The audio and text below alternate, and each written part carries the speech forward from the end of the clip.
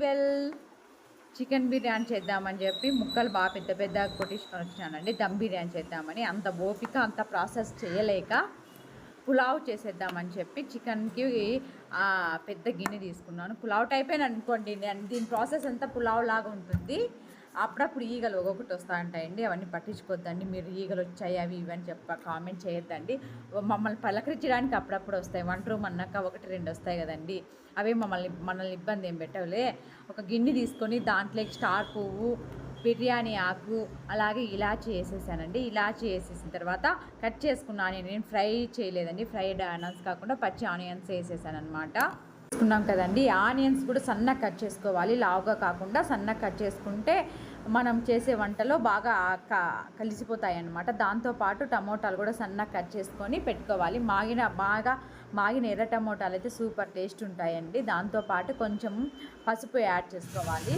నేను వంట చేస్తుంటే ఎలా చేస్తుందని ఈగ అప్పుడప్పుడు వచ్చి తొంగి చూస్తుంది, అవన్నీ పట్టించుకోవద్దండి. ఒక ఈగేనండి, అది నా ఫ్రెండే.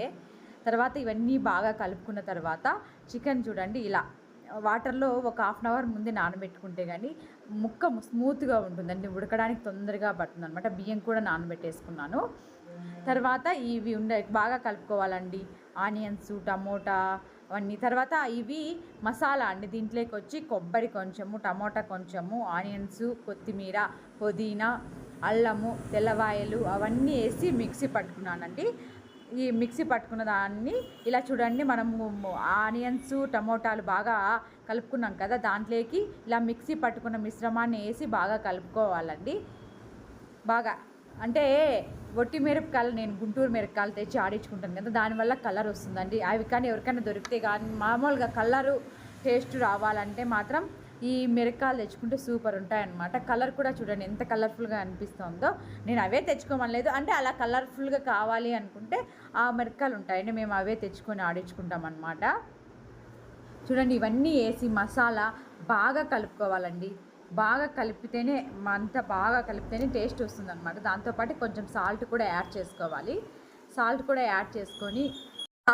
యాడ్ చేసుకొని బాగా కలుపుకోవాలి. దాంతోపాటు కొంచెము నీళ్ళ మజ్జిగ కానీ కావాల్సింటే పెరుగు కూడా, అవి నేను ఇంట్లో పెరబెట్టుకునేవే కాబట్టి కొంచెం నీళ్ళగా అయిపోయాయి అనమాట.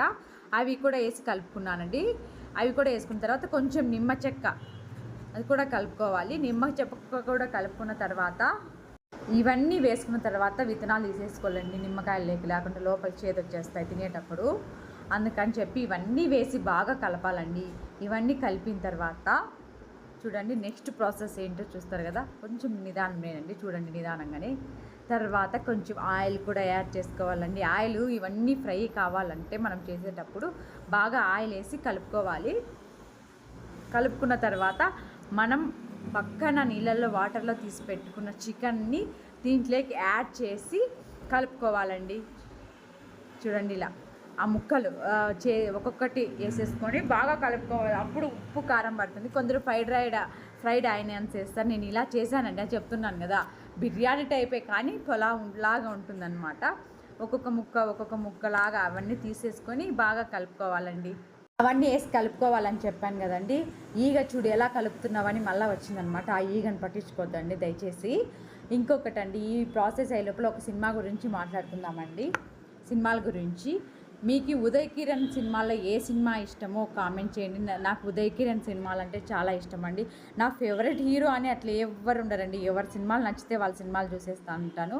మా చిన్నప్పుడు అయితే చిరంజీవి గారు అలా ఉండేవాళ్ళు అనమాట. ఇప్పుడైతే ఎవరినైనా అంటే అభిమానిస్తామన్నమాట. ఎవరి సినిమాలు బాగుంటే అవన్నీ చూసేస్తాం. పలానా వ్యక్తే అభిమానంగా ఫేవరెట్ అని ఏం లేదండి, అన్నీ చూస్తానన్నమాట. కానీ ఉదయ్ కిరణ్ సినిమాలు అంటే చాలా ఇష్టం. ఆ సాంగ్స్ కానీ, నువ్వు నేను, మనసంతా నువ్వే, అవన్నీ నాకు బాగా నచ్చుతాయి అన్నమాట. సాంగ్స్ కానీ, స్టోరీస్ కానీ. అయినా ఉదయ్ కిరణ్ గారు అలా సూసైడ్ చేసుకోవడమే చాలా బాధాకరం అన్నమాట. అయినా వాళ్ళ బాధలు ఒక సూసైడ్ చేసుకోవాలంటే ఎంత ధైర్యం ఉండాలండి, ఎన్ని బాధలు ఉండాలి, ఎంత ధైర్యం కూడా అవసరమేనండి. ఒక అగ్గిపుల్ల కాలితేనే మనం ఇంత కాలుతుందని భయపడతాం కదా, కానీ సూసైడ్ చేసుకోవాలంటే ఒక ఊరు వేసుకోవాలంటే చాలా అది ధైర్యం ఉండాలి, ఎన్ని బాధలు ఉండాలో అనిపిస్తుంది. అయినా ఉదయ్ కిరణ్ గారు చేసుకునేది చాలా బాధాకరం అనమాట. మనకు చిన్న అగ్గిపుల్ల మంటించేటప్పుడే కాలితేనే ఎంత బాధపడతాము, అలాంటిది మెడకు ఊరి వేసుకోవడం కూడా చాలా బాధాకరం. అదిగాక ధైర్యం అవసరం అండి. ఇంకొకటి ఆ ప్రాసెస్ ఉన్నిలేండి, ఈ ప్రాసెస్ చూద్దాము. ఇది వచ్చి చికెన్ బాగా కలుపుకోవాలండి, మసాలా పట్టేంత వరకు కలుపుతూనే ఉండాలన్నమాట. అది కలిపిన తర్వాత కొంచెం సేపు ఒక 1/2 అవర్ అలా మూత పెట్టేసి పక్కన పెట్టుకోవాలండి. అది పెట్టేసిన తర్వాత చూడండి, ఇలా 1/2 అవర్ తర్వాత స్టవ్ మీద పెట్టేసి స్టవ్ బాగా హై ఫ్లేమ్లో పెట్టుకొని ఉడకబెట్టుకోవాలన్నమాట. దీంట్లో ఆల్రెడీ ఆయిల్ కలిపేటప్పుడు ఆయిల్ వేసుకుంటాం కదా, కావాల్సింటే మనం వేసుకోవచ్చు అండి. మీకు ఇంకా ఆయిల్ కొంచెం ఎక్కువ తినే వాళ్ళైతే వేసుకోవచ్చు అనమాట. బాగా ఉడికిన తర్వాత నేను ఇలా ఎందుకంటే ముక్క బాగా ఉడుకుతుందని చెప్పి నేను ఇలా చేసుకుంటానండి. బాగా అంటే పీస్ మనం తినేటప్పుడు పీస్ లాగా అంటే బయటికి రావాలని, మనం ముట్టుకున్నప్పుడు బాగా స్మూత్గా రావాలని చెప్పి నేను ఇలా కలుపుకుంటాను అనమాట. చెప్పాను కదా ఇది బిర్యానీ కాదు పులావ్ లాగాని. ఇంకా రైస్కు కొంచెం వాటర్ పెట్టుకున్నాను, అంటే కొలత ప్రకారం తీసుకుంటే కదా, అందుకని ఆ వాటర్ కూడా వేడి నీళ్ళు చేసుకుందామని చెప్పి ఈ నీళ్ళు తీసుకున్నాను అనమాట. అలా అయితే కొంచెము తొందరగా ప్రాసెస్ అయిపోతుంది కదా, అంతలోపల ఎసురుకు పక్కన కాగుతున్నది అనుకో టైం సేవ్ అవుతుందని కదా అని చెప్పి నేను పక్కన వేడి వాటర్ కొలత ప్రకారం తీసుకొని, ఎన్ని బియ్యం ఉంటే ఒక గ్లాస్ బియ్యానికి 2 గ్లాసులు నీళ్ళు పోసుకొని పక్కన వేడి చేసుకుంటున్నాను అనమాట. వేడి చేసుకొని ఆ వాటర్ పోసుకున్న తర్వాత పక్కన నానబెట్టుకున్న నీళ్ళలోంచి ఒక్క చుక్క వాటర్ లేకుండా, అంటే ఎక్కువ నీళ్ళు లేకోకుండా వంచేసుకోవాలండి. వంచేసుకున్న తర్వాత ఈ బియ్యం కూడా యాడ్ చేసేసుకొని, ఇంకా మీ ఇంట్లో నెయ్యి ఉంటే నెయ్యి వేసుకోవచ్చు, కొత్తిమీర ఉంటే కొత్తిమీర వేసుకోవచ్చు, లేదంటే పుదీనా వేసుకోవచ్చు అనమాట. మీకు ఇష్టం వచ్చింది వేసుకోవచ్చు. అంటే ఏమంటే వయ్యారు మాకు గన్నేరాకు మాత్రం వేయొద్దండి, ఓన్లీ కొత్తిమీర పుదీనా అవి మాత్రమే వేయండి.